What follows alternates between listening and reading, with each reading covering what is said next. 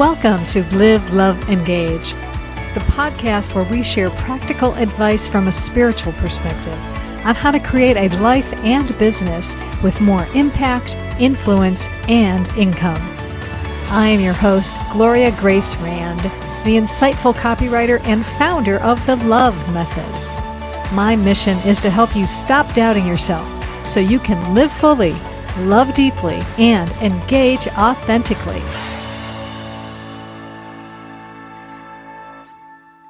Namaste and welcome to Live, Love, Engage. And we are recording live today on Facebook.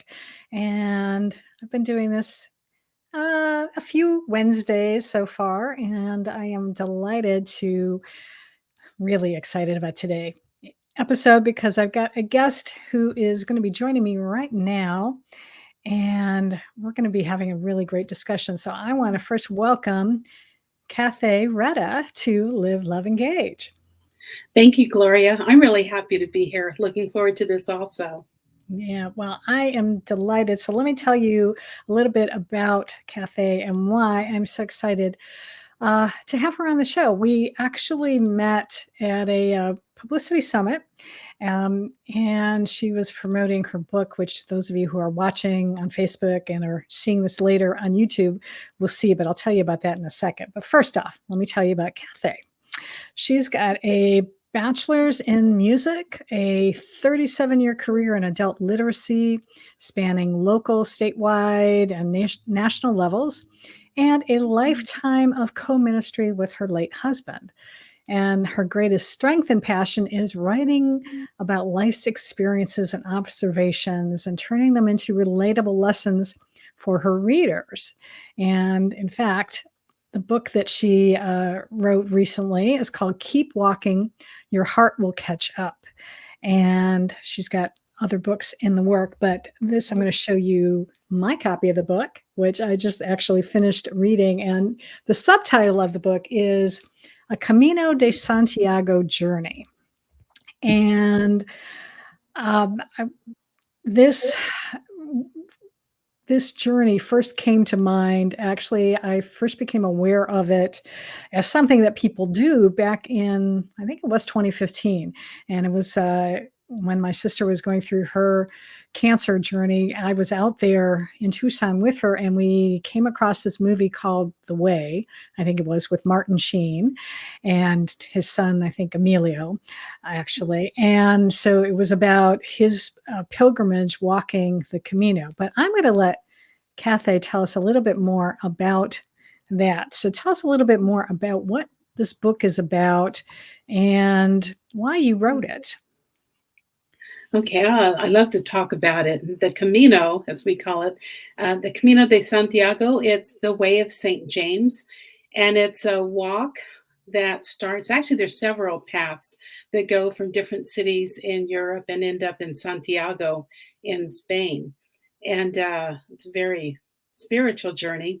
Now, I went on it because I'd heard about it during the last few months of my husband's life in 2016. A couple of our friends went on it.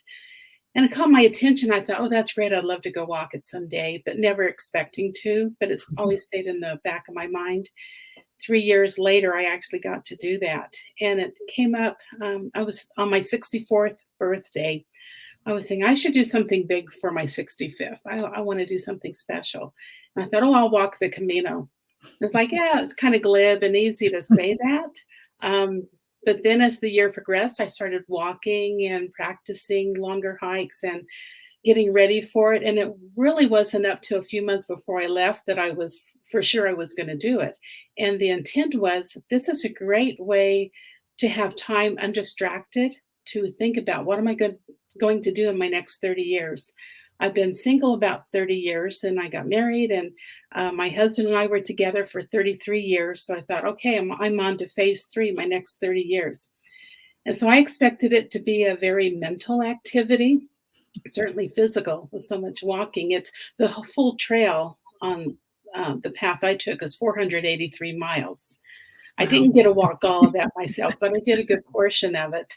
And I thought, this will be a great time to think and plan. Turned out to be a real spiritual, a very emotional journey, which I hadn't seen it coming at the beginning. Not till I was pretty much in it did I realize that's what its true value and its treasure was to me. Mm. So So, what did you really learn about yourself in the process of walking that? I guess I got to learn I maybe didn't know myself as well as I thought. The first night I was sitting in this old cathedral. It's a 12th century church, and they had the music was softly playing and the lights were dim, and I started tearing up and I heard the word absolution.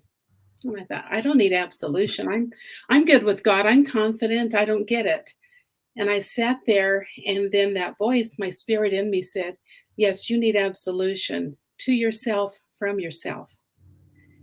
That kind of set the stage for the next 37 days walkings. I really didn't realize that was an issue, that I had problems. But, there's something about the physical difficulty of walking, and it's not a level path. It's up and down and all different terrains and weather. And you really get broken down. And I was alone. I went on this alone. And it's like I think we tend to build shells up around us to protect us. But then they also are what holds us in and keeps us, right, enslaved inside. And so the act of just that walking and being there alone started to break that open. And I started to get a glimpse of myself and understand that I carried a lot of guilt. And I'm not even aware of any specific things, what the guilt was, but I just knew it was in there and I did need to forgive myself. And by the time I finished, I had done that. But I also, early on, one of the early days, I was walking up to this hill. It's a place of forgiveness. And as I was walking, I just suddenly knew I had to forgive David. And I was like, I don't want to do this, and what unforgiveness could I have? When someone dies, they don't just choose to run off and leave you. But got to the top of the hill and I knew I had to deal with that. And I just verbally forgave David for dying and leaving me. And with that, then of course I just cried a lot again, and it was a real cleansing, and I just felt a burden lift off of me. I didn't know I was carrying that. And I've reflected a lot since then how we deal with death and that transition in life that, people, we don't know how to deal with it. And so I did what kind of felt like I was supposed to do, say, well, just think he's in a better place and all these things we say. He's not suffering anymore because he'd had a difficult illnesses the last years of his life. And while that's true, that doesn't mean I'm not suffering and I'm not hurting at his loss, at my loss with him going.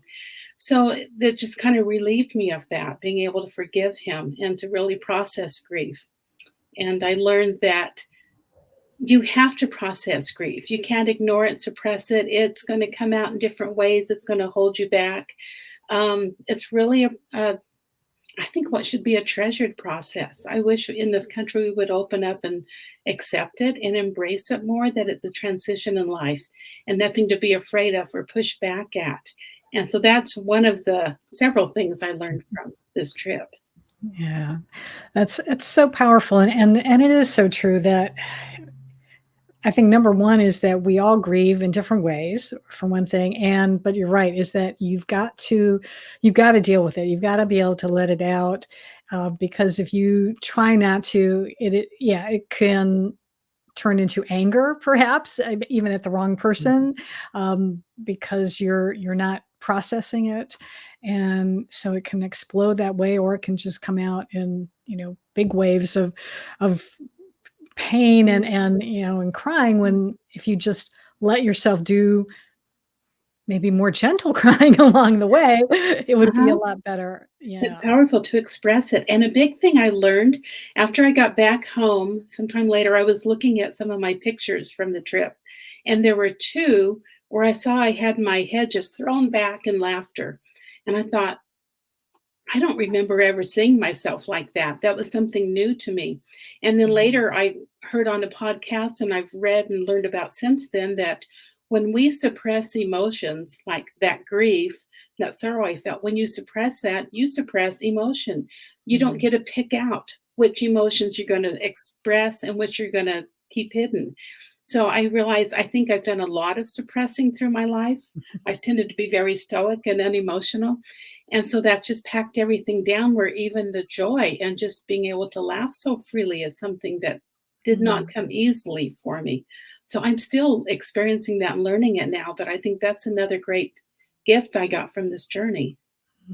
that's awesome. And I can relate to that because I've experienced that myself. One of the other parts of the book that really struck me too was your navigating other people on the journey, and like at first you kept saying that you sort of felt distant, like you didn't belong. You and when you know you well, actually, let's maybe explain that along the way, you're not necessarily staying in hotels. You're staying in hostels, and share a little bit about what number one, what that experience is, and I'll get back to this other part of it. Okay, yeah, that's the one of the beautiful things of this trail is that it's very well structured, and there are hostels along the way, and some of them are um, large and will have 40, 60 people staying in bunk beds very close together, and some others are maybe private homes where they've turned into a hostel, and you still get 7 or 8 people. And what I'd always heard about and read about is how family is developed and how you make these tight connections on the Camino. You get to know people and you walk together. And I found first I walk very slow. I don't know how it is, but I'm short. My legs just don't go as fast as others, and so I never got with a group that I stayed with. So, I'd be meeting different people, but as you go along, sometimes cliques have already connected, and for whatever reason, this journey I was in at that time, I just wasn't connecting with many people. I met a lot and I had some great conversations and enjoyed people, but didn't feel any tight connection. And sometimes I just felt I just couldn't find my place. Very awkward, but also took me back to my early years, my high school years, where I was so shy. And I found shyness translates as like being stuck up, and so Mm, people avoid you. And it's not that at all. I'd be hurting, but so help me, I couldn't think of a thing to say. I couldn't find any way to enter a conversation. Um, and so it was kind of awkward for a long time. But then I did have some breakthroughs and find some ways to do that. But I think overall, most people I hear that do the Camino really form some strong bonds with people. mm, But I think for what was going on with me at the time, I got out of it exactly what I needed. mm. So I have no regret about that. Well, that's good. Would you recommend that others, do this walk? And if so, why? I think definitely if I think it'd be beneficial and great for everyone, but I really think it's something that you're probably called to do. And if it's calling to you, if you have the idea to do it, who knows what you're going to get out of it. So I think it's a very unique experience for different people. I listen to some podcast where people are sharing about their experience, and it's always very different, but often seems to be very healing. And in fact, they say that the path it follows actually follows the Milky Way, and some people say there's like ley lines where there's a real spiritual happening that goes there. And I choose to believe that it's just kind of magical. And so, if you can lay out all your plans and what you're going to do and what you're going to get from it, but you don't know till you're there. And then you just let the Camino guide you, let it unfold. And I think that's part of the beauty of it, because again, we find out what's in us and what we need and what our strengths are. Find just learning to love ourselves. I think that's the Mm, biggest thing that happens for a lot of people as they walk the Camino. I mean, there are others that walk it just for sport. It's a really nice, fun hike. Um, there's all different reasons for doing it, but I think most people, even if they didn't intend to have some spiritual experience, that's what they end up getting out of it. mm. Wow. Um, what do you wish that you had known before setting out on your journey that might have made the experience either more enjoyable or just more uh, would have been had an impact, let's say, You know positive what? or So negative. before I left, so that year or so before I left, I need to get in shape because I hadn't done walking or hiking for years and years. And I overdid it. I just Mm, pushed too hard, too fast, and I injured my heels. So I had pain in my Achilles heels before ever going. And I, for the longest time, I just kept working. I thought, well, they'll get, softened up. They'll get used to it here soon, not realizing it was getting worse and worse. So that by the time I went, um, like friends suggested I should put it off a year because it's going to be hard to do with yeah. the painful. And I was afraid of doing further injury where I'd need surgery or something. So I was Mm. concerned about it. So I wish I'd known how to train more calmly and in a practical way and how to take care of myself better. Um, but I did what I did. And when it was time to go, even despite that, I knew I had to go that year. It's Mm. 2019. I didn't, I thought about putting it off for a year, but I knew I couldn't. And now I know, I just so thankful I listened to that voice because 2020 it closed up, it wouldn't have That's right. happened. And I Yeah. needed what I got out of it when I did. But before I Absolutely. went, I named my feet. One is named Blessed and the other is Lovely. And I promised them I would take care of them. I would listen to them and not just push them around and demand the impossible out of them like I had done in years past, but really start listening to my body and work together with it and not just be a bully to it. Yeah, absolutely. And I could relate to that when we were talking about that because I've done 2 marathons before in my life, and I think it was the first one. It was either the first one or the second one, but I did get like plantar fasciitis in the middle of the training, Wow. and so I had to actually, yeah, I think it was the second. No, it was the first one I did, and I had to. You're supposed to be able to do like the longest training was like 20 miles, and I wasn't able to do it because it was just I was in too much pain, and I was like, really like, I don't know if I'm going to be able to do the marathon now because I didn't get my long thing in. But it was actually a really good thing that I didn't do it because I was able to complete it despite, I Did think my it. longest training run might have been like 15 miles instead of the 20. Wow. Um, That's a big, big to do. Congratulations to you. thank Yeah. you. I found on the Camino, most people, well, as a general rule, people will walk 12 to 16 miles a day. I Mm, was doing 6 to 9 for the most part. And so that's part of the beauty of it too. There's no, you do your Camino, whatever you can do. But I did have a couple of 13-mile days. And, I mean, it was painful. It was hard, but it felt really good. But I know in the situation I was in, I couldn't have maintained that every day. So yeah. you go and you just do what you can and just make it work for you. I think that is a beautiful lesson and what inspires me to think that I could do it because I as I said, I first heard about this back in 2015, and then I had a coach who did it a couple of years ago, I think maybe 2018 or something. And I was like, oh wow. It was like, yeah, that's cool. So Yeah, I it's know that serving you. yeah, when the time is right, that I really do feel that it's in my future. I'm gonna do it. Because I'd also had well, my daughter and I had talked for a while about doing part of the Appalachian Trail, and because we had hiked together here in Florida for a while and hiking some local trails. Um, but it'd be interesting. I wonder if I could even talk her into possibly doing it with me. Wow. Although, if we did it together, she would probably leave me in the dust because she's got longer legs and she walks fast. And so I would probably wind up, being like you. It's beautiful. I met a mother-daughter couple and others on the trail that really worked well, where they maybe start out in the morning and decide where they're gonna meet at night, which town they'll stop in, Mm, and then they separate during the day. They're each at their own pace and having that solitude and time that's really beneficial for them, and then they meet up in the evening or maybe a couple days later, so mhm, you can go back and forth. Or I met one, mother-daughter where the mother would walk as far as she could and then take a taxi mm. um, to the next stop and meet her daughter there, and the daughter would walk the whole way. And that was beautiful. But what great time you would have! What a Yeah.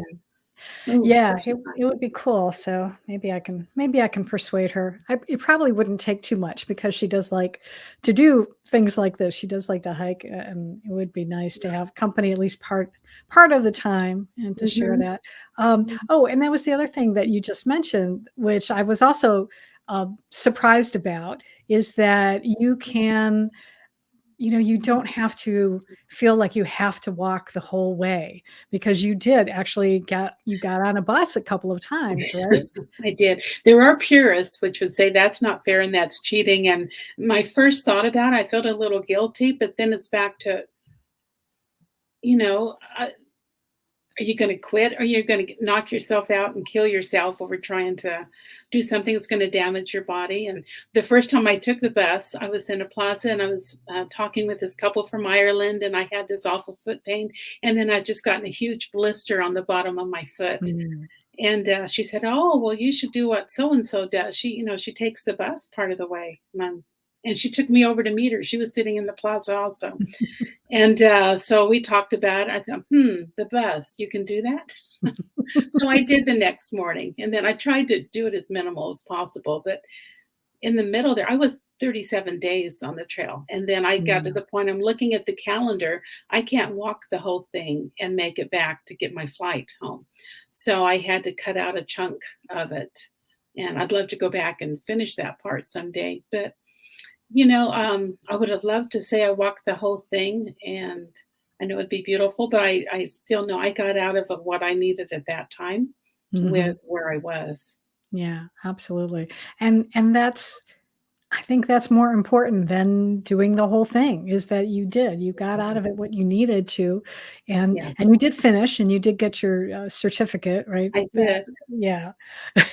Tell our audience a little bit about that last, I guess it was what, about 2 days or something, that last journey, because you'd had this nice break with not many people, and then things changed a little bit, right?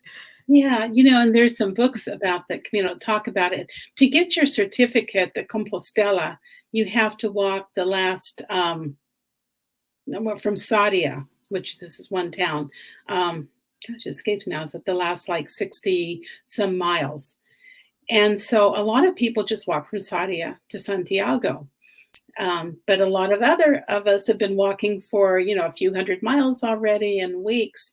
And so when we're used to solitude, it's like, oh, it's a very spiritual journey that we're on, and we're walking in this, and you get to Saria and suddenly there's more people on the trail and they're loud. Like they get on their, just fresh and new, and they're not tired out like some of us.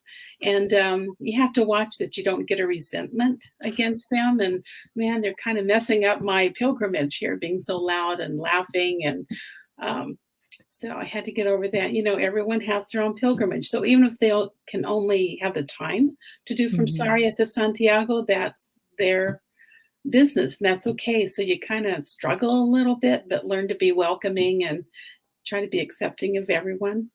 Although there was one gentleman, so I'm going along, it's my last day, and I'm just suffering, but I'm going along. So I'm doing my slow walk, which to me is walking as fast as I can. And he comes running by and laughing, and in Spanish, he tells me, "Oh, hurry up. It's going to take you 2 weeks to get there."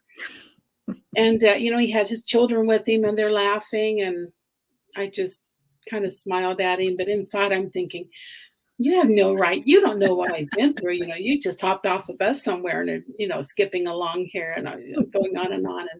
And, I wish I'd had the nerve to say that, but I didn't. I was soft spoken and just smiled and went on.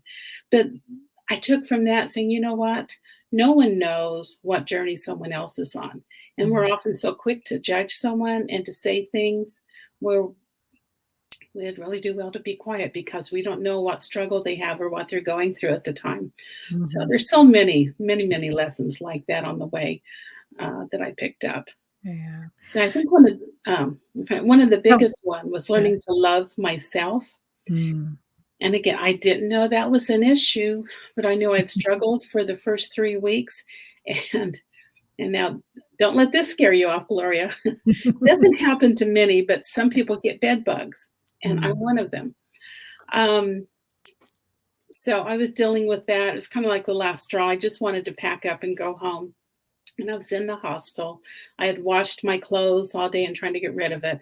And this gentleman comes in. He's from the UK, and he put his bedroll on the bunk bed and asked, "How's your day going?" And I said, "I've got bed bugs. I want to go home." And I started crying. And he was so sweet, and he said, "Can I hold your hand?"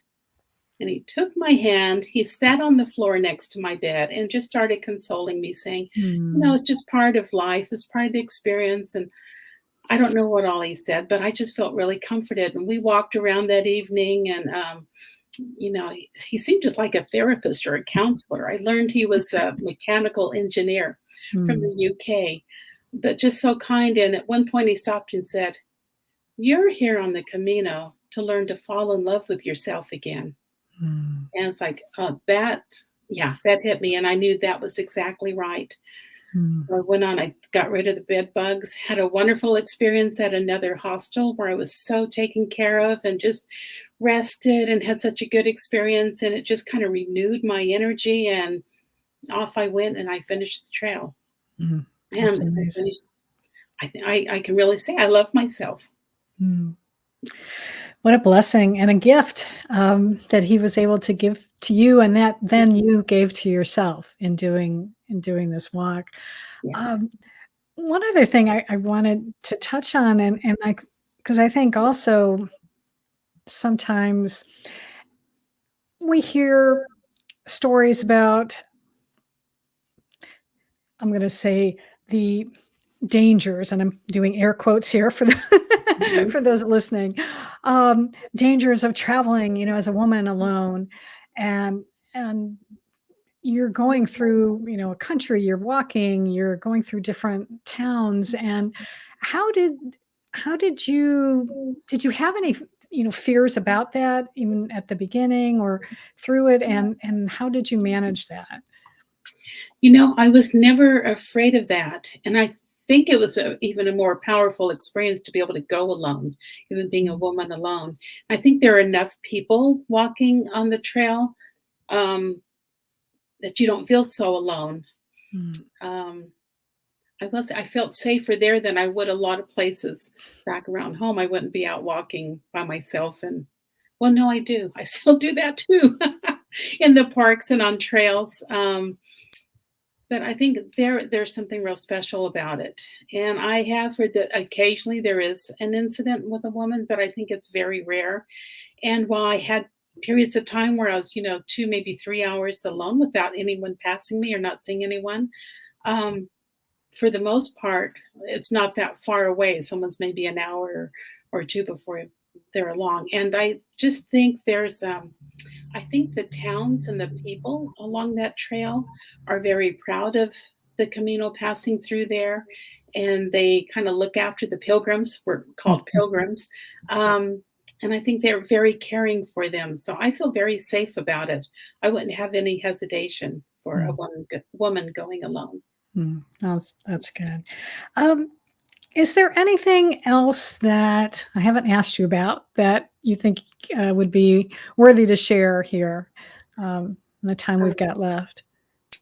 One thing when I set out, I thought it was going to be a chance to think about what I want to do with my next 30 years. Mm. I never got time to think about that. It was so much experiencing it and going through it. But what I look back and I realize it's kind of like the Wizard of Oz experience with Dorothy having the shoes and the answer already. I already knew. I've known for years what to do with my life, and that's be a writer and a speaker. And I've wanted to pursue that, and I haven't. Mm. So all I needed to do was to get the courage to pursue it. And maybe that's part of that learning to love myself and believe in myself that Mhm. I have now. So I really did get that out of it too. But it's something I've known for a long time. I just didn't have the courage to go Yeah. ahead and jump in and do it. And so that's what I would encourage people. You have that voice inside telling you what to do and leading you and guiding you, and situations keep coming up, and then you back off of it. Mm. Don't wait. Just go ahead and jump into it, lean into it, and follow your heart's purpose, that Mhm. purpose which that's been calling you and speaking to you. Ah, good lessons. Yeah. I I appreciate you saying that because we need to hear that. And sometimes we need to hear it a lot. Mhm. Because sometimes I it need to hear it every doesn't day. get it, doesn't kind of click the first, I don't know, 2, 3, 20 times. So, Yeah, I just yesterday I was telling someone, I'm 67. I'm doing now what I wish I'd been doing it 20 years ago, 30 years ago, then I'd be a lot further along. And, on one hand, you might look and say, well, I missed out on it. No, it's mhm. not too late. Then I'll jump in it now and get all I can out of it. Yeah, Yeah. absolutely. Yeah, there's been so many numerous, um, instances of people who have started new careers and things, well, in their 50s, 60s, even later. So Yes. it's never too late, and you're proof of that. And I'm delighted that you're doing that and pursuing, writing and speaking. And I hope you will continue to do so. And you mentioned, I think we talked about this a little briefly before we started the broadcast, that you've got like another book too that you've written as well, or some other things? Tell I us a little do. bit It about was a that. book. It's called Joy Unfolding. It's messages for women. The other thing that happened at this time, I've been going through a transition. I left the ministry group I've been a part of for 45 years, and a number of us did. And I knew some women we were kind of really struggling and finding our way. And so I was writing to them, and prophecy is what I thought the Lord would have me say to them. And I got copies of them and put them together in a book because I realized though a message may be specific for one person, it can speak to everyone. And I realized probably more than anything, that was God speaking to me, encouraging me where maybe I couldn't hear it directly, but when it's going to someone else, I think sometimes that's the way we listen best when we're eavesdropping on what's being said to someone else and we can apply it to ourselves as well. And I think that's kind of what this book is. So it's called Joy Unfolding and Messages for the Guarded Heart. I love that. Yeah, that is so true because I know when I first had my idea to write my book, I thought it was just going to be a book for, for people, wasn't thinking that it was, oh no, it was a book really for me first, for me to learn the lessons, Yeah. and then I can teach other people. So, yeah. Mm-hmm. I love how God works. I know. Isn't it funny that way? Yeah, absolutely. It is. Oh, and I just realized, and I didn't do that, but I'm going to put my little ticker symbol up here right now. But I'm going to invite you to share with our listeners, for those who can't see the video. If someone wants to be able to get in touch with you, learn more about your books and what you're up to, what is the best way for folks to connect with you? You can go right to my website. So it's my name, cathayreta.com, and you see it displayed there. And you can purchase the books there, or they're also available on Amazon. I also have a blog that comes out weekly. And so I invite you to subscribe to the blog. It's kind of short, but in the past, I've included some of those words for women from Joy Unfolding. And I did actually last summer a series of day by day, the Camino, showing some pictures and just a brief Mhm. writing about what was happening. And so if you want to go look at the archive of it, there's um, something there for you. And now I'm just kind of writing each week. This is new for me, just something current or what comes to me each week. So instead of Mm. having something lined out ahead of time, I'm just kind of trusting, like, okay, what am I going to come up with this week? And so there's some, brief writings on there. So I would love for you to connect with me. There's also contact form where you can send me a message or email me at cathayreta.com. I'd love to hear from you and connect with you. All right, excellent. Well, thank you so much for speaking with us today. I'm so glad that we met, and I definitely want to stay in touch with you because, yeah, you and I have a lot of some similarities, I think, in some of the things in our life that we've experienced, and are certainly, I think, are maybe thoughts and beliefs about things. I think in particular, not Yeah, exactly the that same life path, but there's some there are some similarities. And I similarities. think I read in your book that you also played flute. I did play flute. Yes, Yeah, I started me out. too. Okay, very good. So, yeah, I feel like you're a kindred spirit. I've I really love enjoyed it. talking with you. Thanks for Yeah. inviting me today. Yeah, well, thank you for being here. I really appreciate it. And thank you, everyone, for watching and for listening today. And I really am grateful for that. And I hope that you will continue to check out our podcast. We have um, new episodes come out every Friday, and then some new ones on Monday as well. Now, not every Monday, but next Monday for sure, because that's when this one will come out. And so you can catch us on all the major podcast platforms, as well as find us here on Facebook most Wednesdays. We'll see how this continues.